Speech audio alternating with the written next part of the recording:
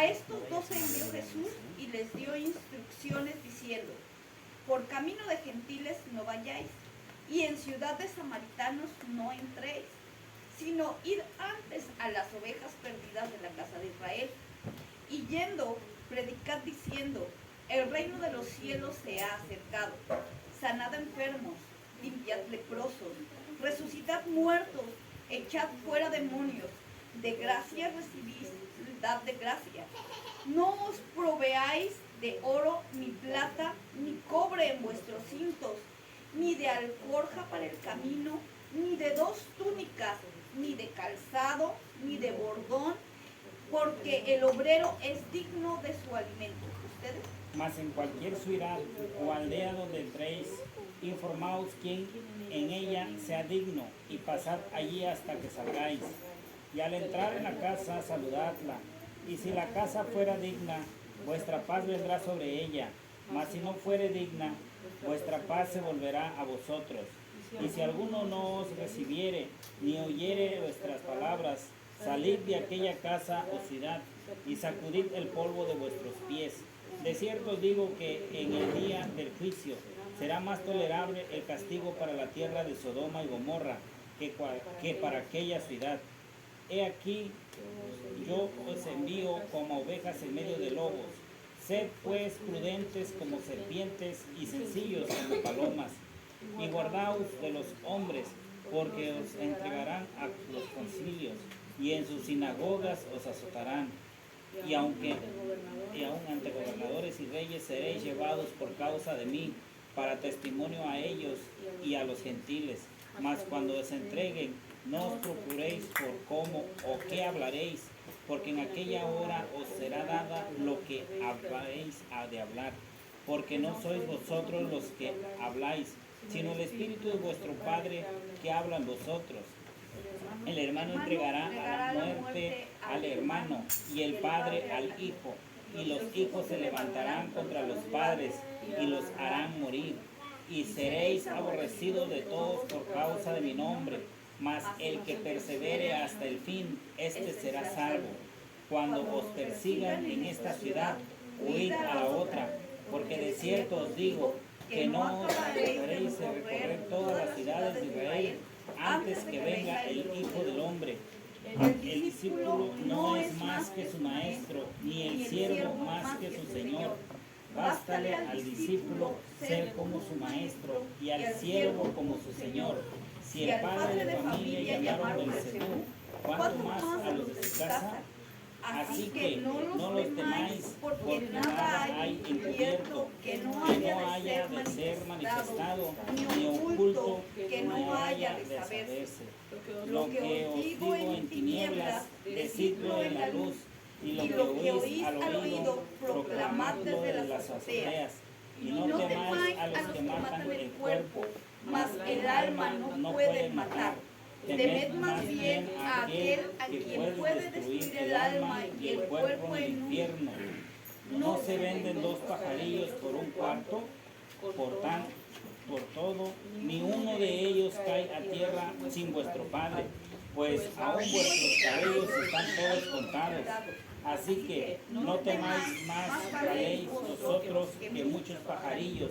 A cualquiera pues que se confiese delante de los hombres, yo también le confesaré delante de mi Padre que está en los cielos. Y a cualquiera que me niegue delante de los hombres, yo también le negaré delante de mi Padre que está en los cielos. No penséis que he venido para traer paz a la tierra. No he venido para traer paz, sino espada. Porque he venido para poner en disposición al hombre contra su padre, y a la hija contra su madre, y a la nuera contra su suegra.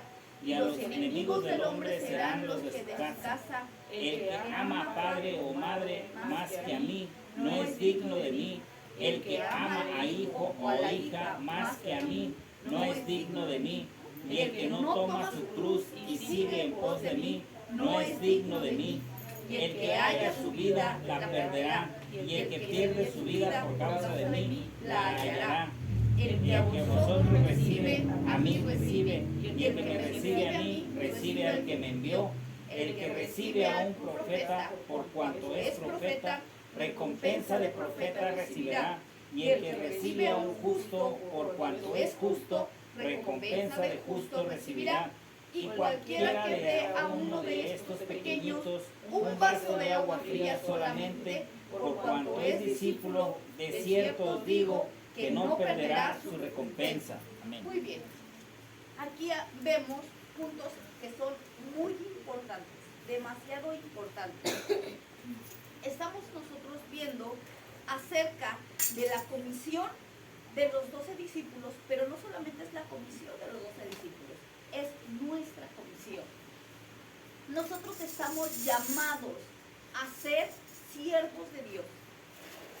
El segundo paso de nuestro crecimiento, después de tener sangre, fuego y agua, es dar lo que a nosotros se nos fue dado.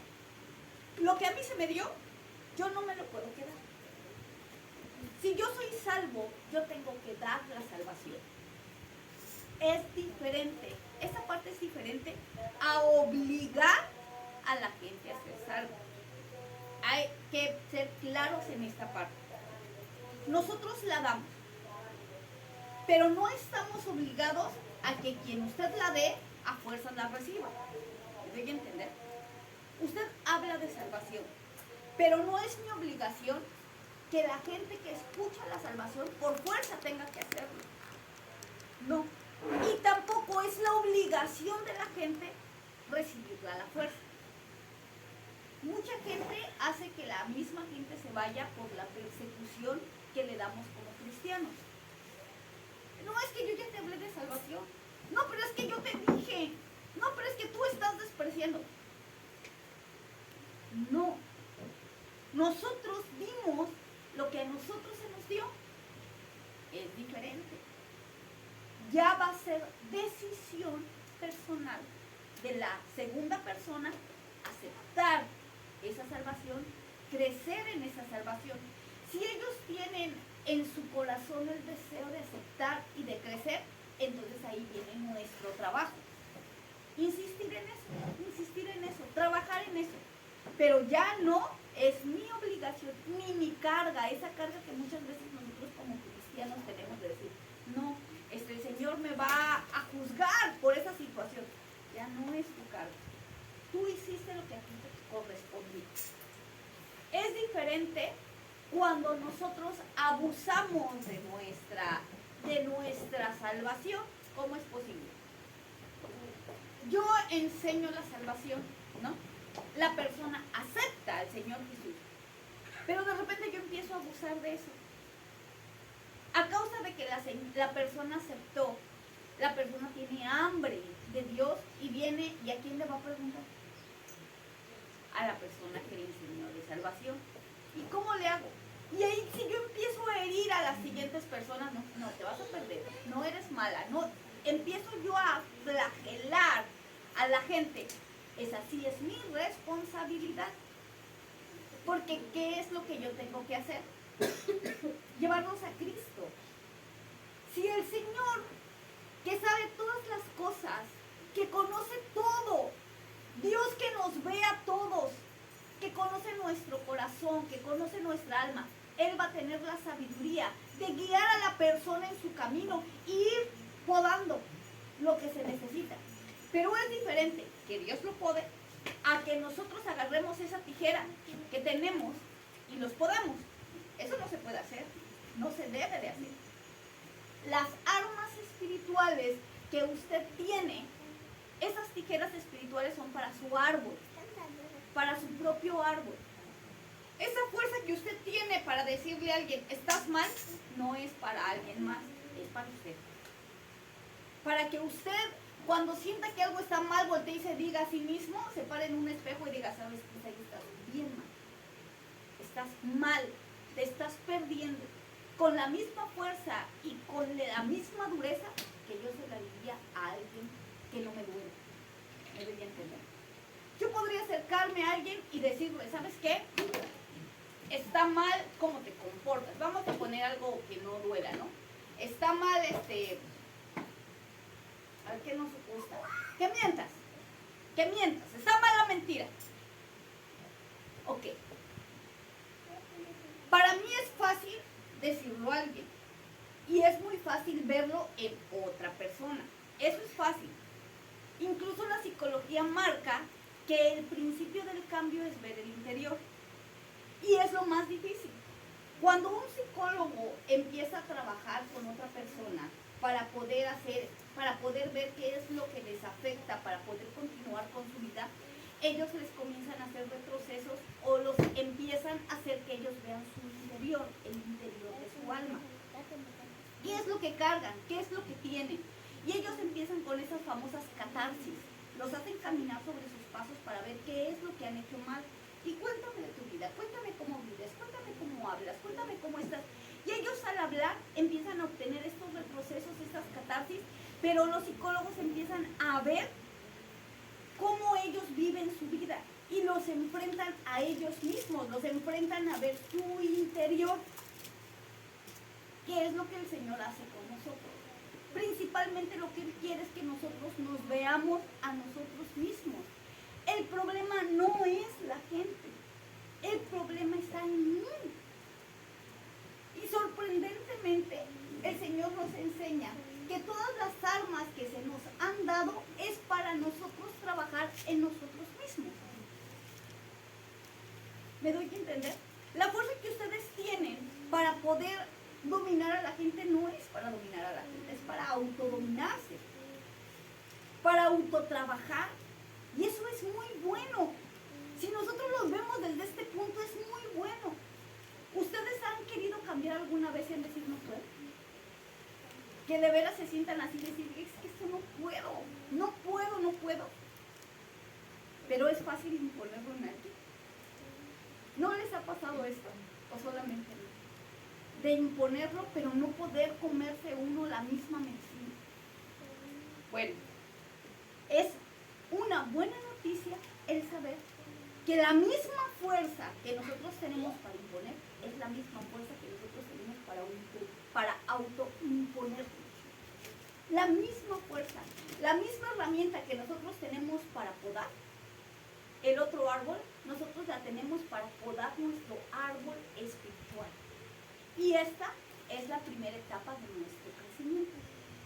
Cuando usted tiene sangre, fuego y agua, lo siguiente es usted acercarse al siguiente mueble que está lleno de espejos, que es el lavacro, el lavar, en donde están las fuentes de agua viva de Dios, donde están las fuentes de agua viva de la naturaleza de su nombre, y lo primero que hacían era verse en el espejo. Verse. Cuando yo me veo en los espejos, ¿qué hago? ¿Yo para qué utilizo un espejo? Díganme. ¿Para ver a mi hermano? ¿Para ver a otra persona? No, ¿verdad? Es más, cuando yo estoy en casa y tengo un espejo, yo veo a mi esposo a través de ahí, a mi esposa, a mi hijo, no, yo me veo a mí. Me sirve para peinarme derecho, me sirve para ver si no traigo algo chueco, si no me puse el botón así, ¿no? Me sirve para arreglarme, ¿no? Ay, creo que me veo bien. Exactamente. Pues este segundo mueble era para revisión espiritual, para revisarse, para revisar qué era lo que estaba mal. Y ahí viene una controversia. Les voy a preguntar yo, ¿qué no la sangre del Señor Jesucristo nos limpia de todo pecado? Pero por el que nos arrepentimos. Exactamente. Entonces el segundo mueble, ¿cómo funciona? Hay muchas cosas de las que nosotros no somos conscientes. Que nosotros vivimos, pero vivimos en este adormecimiento espiritual. Están, pero no sabemos cómo funcionan. No sabemos cómo funcionan. De repente solamente vemos las consecuencias. Decimos, ¿por qué me está pasando esto? Pero no sé cómo funcionan. O sea, no están. Están, pero no sé cómo están. No sé cómo son. No las veo. Soy inconsciente a esto. Y ahí es el famoso pecado de omisión. Pero no lo vamos a tocar ahorita, para no dormir sino seguimos en el espejo. Ajá. Este espejo espiritual que es la palabra de Dios, que es el nombre de nuestro Señor Jesucristo, que son las aguas del nombre, que es el reflejo del nombre, el reflejo de esa agua cristalina de Dios, de su naturaleza. Cuando nosotros vemos esa agua cristalina, por así decirlo, como si fuera un estanque, o como si fuera una alberca espiritual, o como si fuera este mar de vidrio, cuando nosotros vemos esta agua cristalina, ¿qué es lo que vemos? Nuestro autorreflejo. Es lo que yo veo en esta agua. Cuando la Biblia, en el libro de Malaquías, habla acerca del juicio de Dios, cuando habla acerca del sol de justicia, se refiere a esa luz que nos permite ver nuestro reflejo en esta agua. Para ver nuestro reflejo en un espejo, nosotros lo podemos ver en la oscuridad. Si usted tiene su cuarto apagado, está todo cerrado, y usted saca un espejo, ¿usted se puede ver? No, ¿Qué tiene que hacer usted? poner la luz. Encender la luz o esperar mínimo que sea de día. ¿Qué mejor reflejo hay que salirnos en donde hay luz? Yo veo que hay espejos que los llenan de luces, ¿verdad? Para que se pueda ver mejor. Ok, la palabra de Dios funciona así con el nombre. Quiero que esta parte ustedes la chequen bien en su cabecita. La palabra de Dios funciona con la luz del nombre. Los juicios de Dios para nosotros no son más que esta luz. Los juicios de Dios son como los focos que alumbran nuestro pecado y nosotros podemos ver lo que no vemos. ¿Está siendo claro cómo funciona el nombre? No tengo otra idea de cómo mostrárselos de una manera más clara, porque es muy difícil de entender. El rey David decía esto: los mandamientos de Jehová son buenos y su ley es perfecta. Los mandamientos de Jehová son verdad. Todos los mandamientos de Dios son justos. De los juicios de Jehová son deseables como la miel que destila del panal. Tu siervo es castigado con ellos, pero en guardarlos hay grande galardón. Y luego decía: en ti he confiado, júzgame. Cuando uno lee eso en Salmos, dice: David estaba loco, o David estaba sonso, le faltaba un tornillo, le pasaba algo, porque todo el mundo vive corriendo del juicio de Dios. Es más, a nosotros nos tenían sujetos con el juicio, y Dios te va a juzgar. ¿Ah? Y uno dice: no, que no me juzgue. Y es que Dios te va a decir: no, que Dios no me juzgue. Pero David parecía que no decía. David los clamaba. Llegaba un momento que decía: júzgame, oh Dios, porque en ti he confiado. Mi confianza está en tu juicio. Y uno se pone a pensar y dice: esta parte yo no la había entendido. El juicio de Dios, ¿cómo funciona? ¿Cómo es el juicio de Dios? O sea, el juicio de Dios no es el que destruye. El juicio de Dios no es el que parte. No es el que corta. No es el que llega y destruye las cosas. Entonces, ¿por qué lo amaba? ¿Por qué David amaba tanto los juicios de Dios? Todos le huimos al mandato y a la sujeción. Todos le huimos. Todos, que alguien nos mande, que alguien nos ordene, que alguien nos sujete, le huimos. Pero David amaba eso. ¿Por qué? Porque como que aprendió a depender de Dios. David Se hablaba, conectó con Dios y David hablaba acerca de la dulzura. Déjenme decirles que dentro de todas las características de la palabra de Dios, una de las características es que es un espejo. Pero otra de las características de la palabra de Dios es que dice que es miel, que es como miel. Otra de las características de la palabra de Dios dice que es el pan de vida. Pero en la miel nos habla acerca de el poder de la comida ya digerida, de la dulzura de la comida ya digerida. La miel no es más que el excremento de las abejas. Las abejas lo que hacen es deglutir la miel. Después de que las abejas comen el polen, su cuerpo digiere esta miel y sale como miel.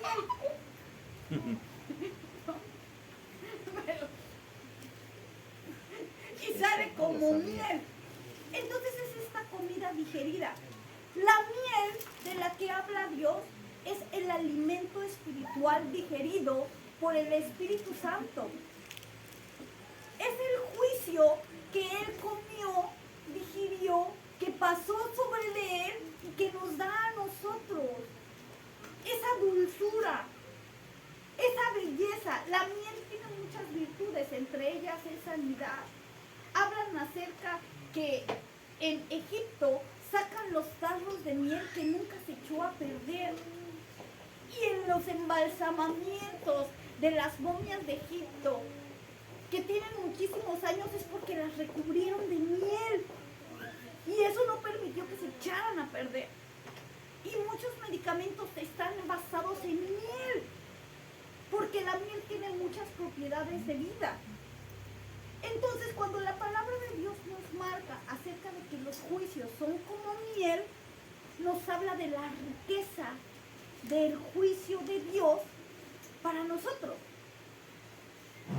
Pero para empezar, es básico que usted, como parte de su crecimiento, adopte este amor hacia el juicio de Dios. Y uno dice, esta es la parte que ya no me gusta del cristianismo, cuando empiezan a hablar del juicio y del castigo de Dios. Pero hay algo bueno en esto, muy bueno y muy dulce, porque ya en esta área el enemigo empieza a dejar de tener poder en nosotros, porque si algo tiene miedo Lucifer, es a los juicios de Dios. Satanás sabe que él va a ser juzgado y que él va a ser atado con estos juicios. Y dice que los juicios de Dios lo van a atar a él y lo van a tener atado durante 1000 años. Pero el Señor nos invita a nosotros navegar en estos juicios y disfrutarlos. ¿Cómo está esto? Como siguiente camino, nosotros hemos hablado acerca de la sangre. Vamos a hablar acerca del juicio del nombre, porque la siguiente experiencia es esta, que es el nombre o las aguas del nombre. Y en las aguas del nombre están los juicios de Dios. Nosotros hablábamos acerca, yo sé que es un poco difícil de entender, pero ustedes intenten entenderlo. Vamos a tocar muchas partes, ahorita es como general. Nosotros, cuando nos bautizamos en las aguas y recibimos el nombre del Señor Jesús, es algo más que solamente te mojen. Va más allá de que solamente te mojen, va más allá, sino que te dan el poder. Tú recibes en las aguas el poder del nombre. Recibes el nombre del Señor Jesús. Recibes la promesa de este cambio de naturaleza, de esta transformación. Tú tienes que empezar a confiar a partir del momento en el que tú eres bautizado. Tienes que empezar a confiar en que Dios es bueno contigo. Y eso es muy difícil. La confianza en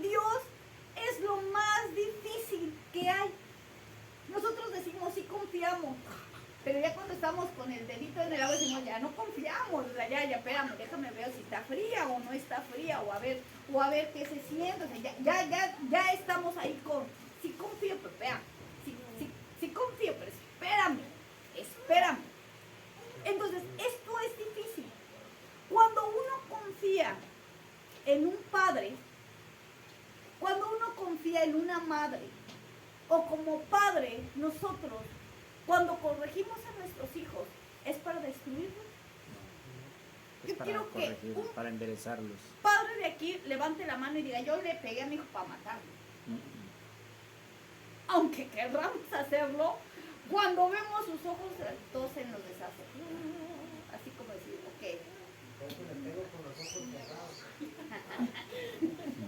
Uno se detiene, ¿por qué? Porque los amamos. Y después de que los castigamos, ¿qué sentimos? ¿Qué sienten ustedes cuando castigan a los hijos? No, sienten lo peor, ¿va? La peor cucaracha de este mundo.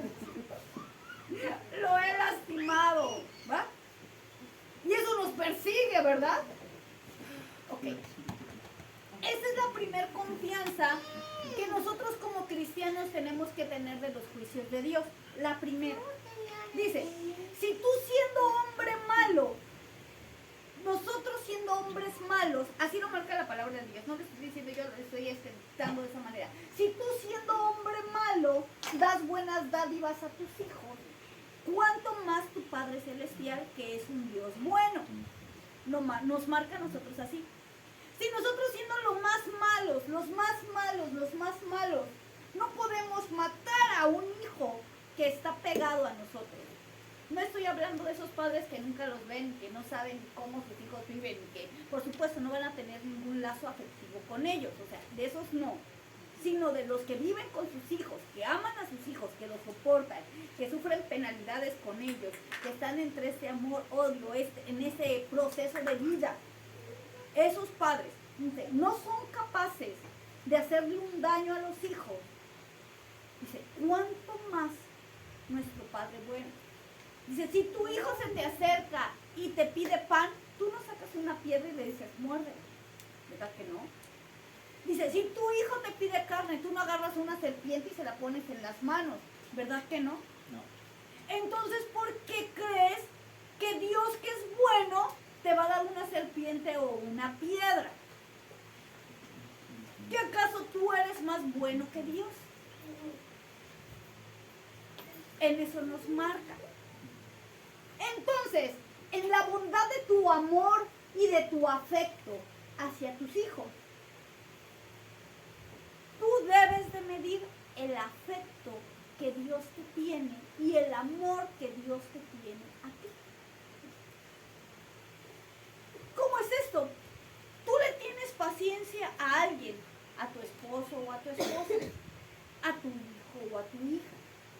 Tú le tienes paciencia, le tienes amor a tu padre, a tu madre, a tus hermanos.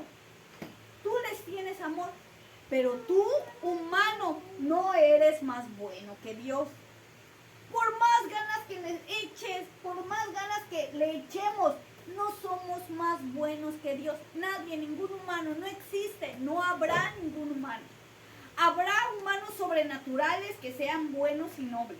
Habrá humanos que sobrepasen a muchos humanos. Pero ni ellos son más buenos que Dios. ¿Me doy a entender? Entonces, si Dios, que es un Dios bueno, nunca va a buscar a nosotros, que tenemos la sangre de su Hijo Jesucristo, que valemos la vida de su Hijo Jesucristo, que Él nos ve como esa oveja que perdió a su hijo, nos ve a nosotros como hijos. Él no nos va a lastimar. Dios no nos va a lastimar. No nos va a lastimar. Todo lo que nos dé Él a nosotros, todo lo que Dios te dé a ti, va a ser bueno. Yo conozco a unos padres malos, malvados, que ¿qué creen que hacen con los hijos? Les dan brócoli a los hijos. Y conozco otros padres más malvados que cuando los hijos están enfermos les dan unas cucharadas de unas medicinas que ¡ay! Saben horrible. Y otros que son peores, que cuando los hijos están en cama sacan unas agujas y unas inyecciones así, los inyectan. Pero son para destruirlos. No. Ok. Entonces, aunque nosotros veamos que el Padre Celestial nos da algo que sabe amargo, nos inyecta, nos da un embarazo, nunca es para destruirnos. ¿Me deben entender? Si vemos esa parte, no es para destruirnos, porque Él es un Padre que es un Padre bueno. Parece que me está destruyendo. ¿A ustedes han tomado alguna medicina que parece que los está matando? Sí, ¿va? Yo, por ejemplo, cuando veo las jeringas, yo siento que me voy a desmayar. Yo le huyo a las agujas. Yo sí le huyo a las agujas. Yo, corre. O sea, sí, porque me dan temor.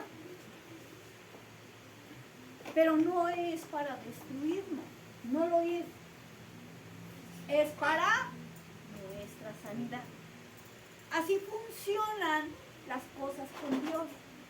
Así funciona. Esa es su función para nosotros como hijos.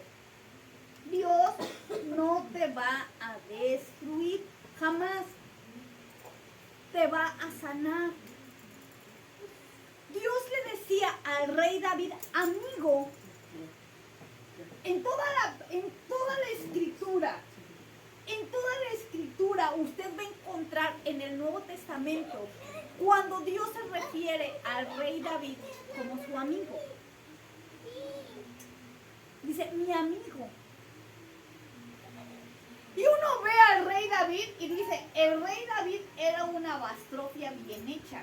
Era un hombre pecador, era un asesino, era un perseguidor, era un abusivo. No, el rey David de veras estaba buenísimo.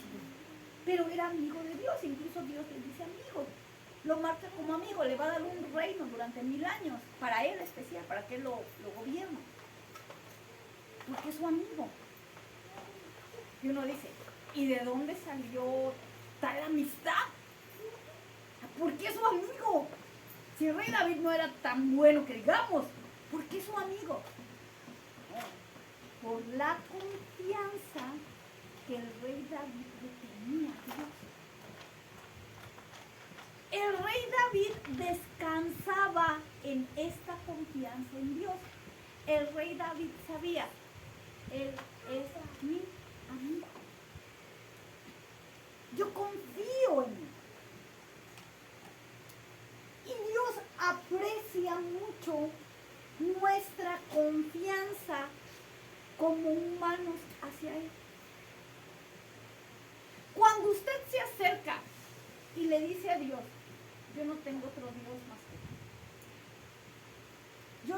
Yo he renunciado a todos los dioses solamente para que tú seas mi único Dios. Y si tú no me ayudas, nadie me va a ayudar.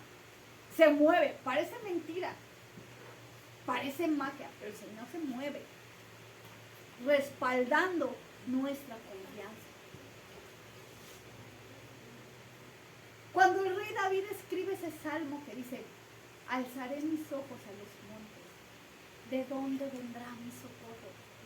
Mi socorro viene de Jehová, que hizo los cielos y la tierra.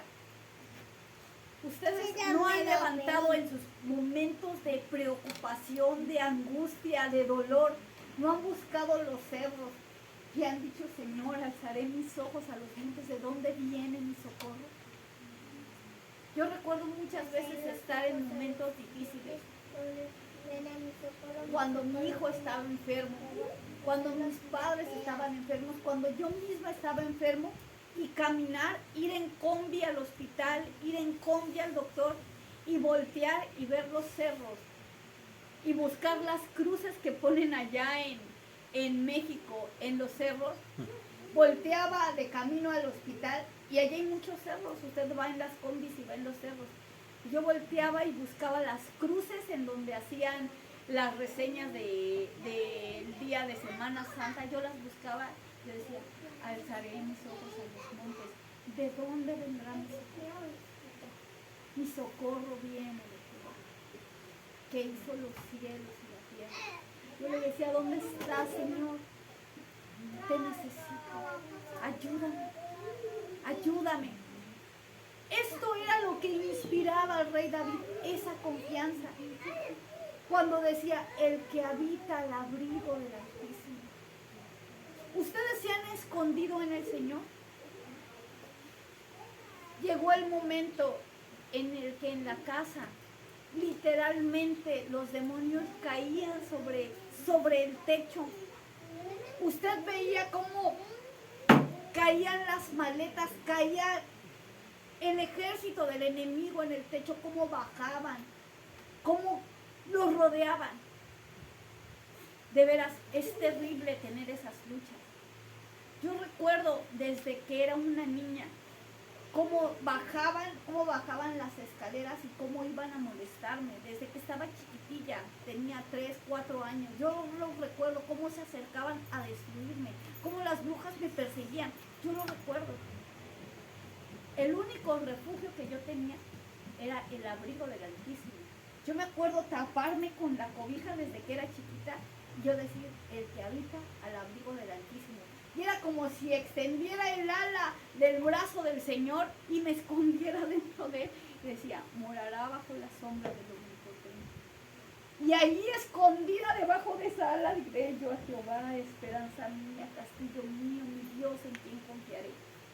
Yo me acuerdo muchas veces estar sola en Peniel cuando tenía 15 años, allá sola, en este lugar en donde estaba todo baldío, en donde estaba horrible, donde había bandas, donde había un montón de cosas, estar sola escondida en el cuarto, con mucho miedo. Las 11 de la noche yo decía, me duermo y despierto y ya pasó la noche. Sola porque me daba miedo, era una niña. Y taparme con la cobija y estar hasta que me dormía. El que habita el abrigo del Altísimo morará bajo la sombra del Omnipotente.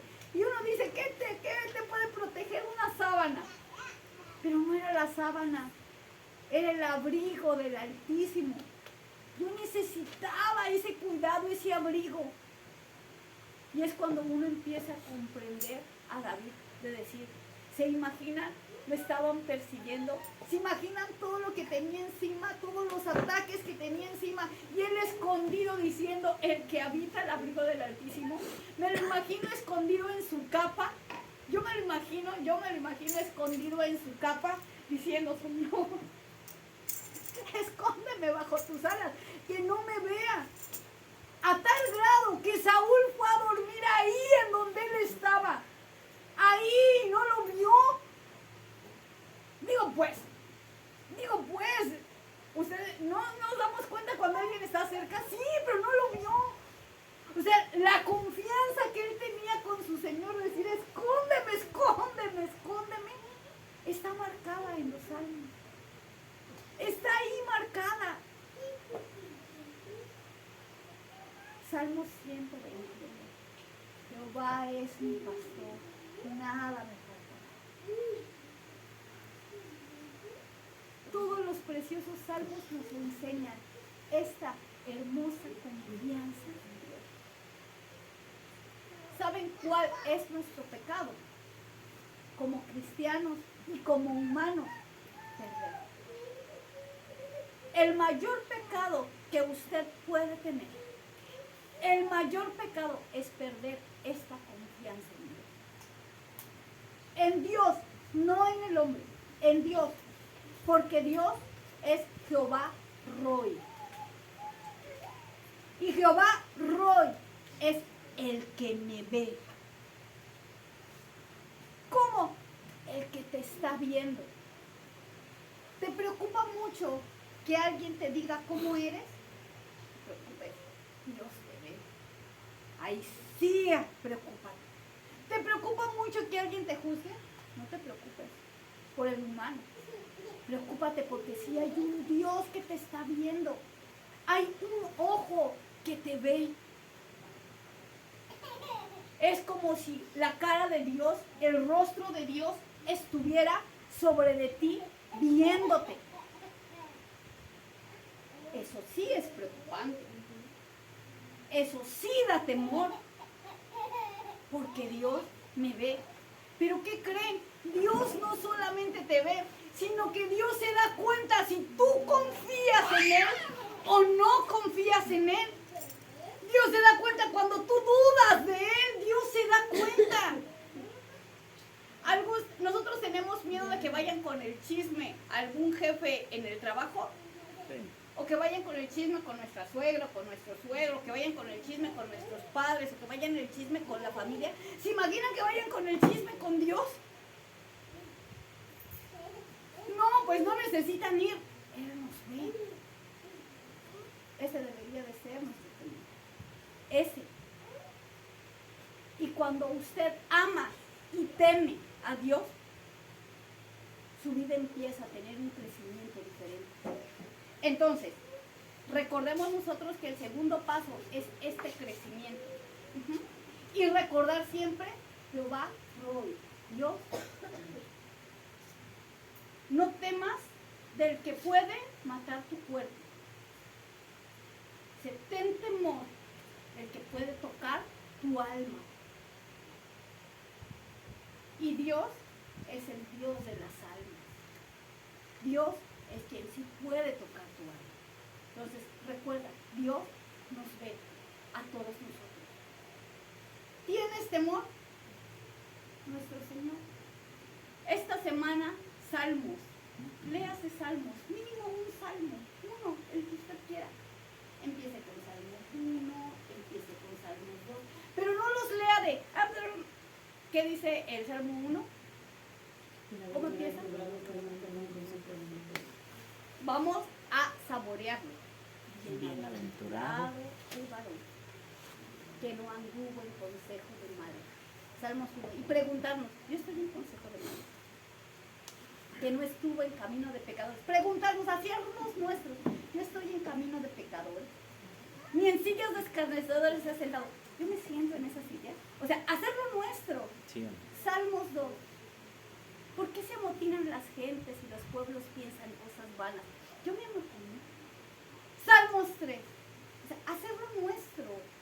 Disfrutarlo, vivirlo, razonarlo. Aunque usted se quede en un solo versículo y lo piense, se pregunte, diga, yo soy o soy de la parte buena, de qué bando estoy. Usted pensarlo, saborearlo, disfrutarlo. Es una forma distinta de ver los salmos. Si lee el que habita el abrigo del Altísimo, métase al abrigo. Si lee usted, muchos son los que se levantan contra mí, siéntase en guerra.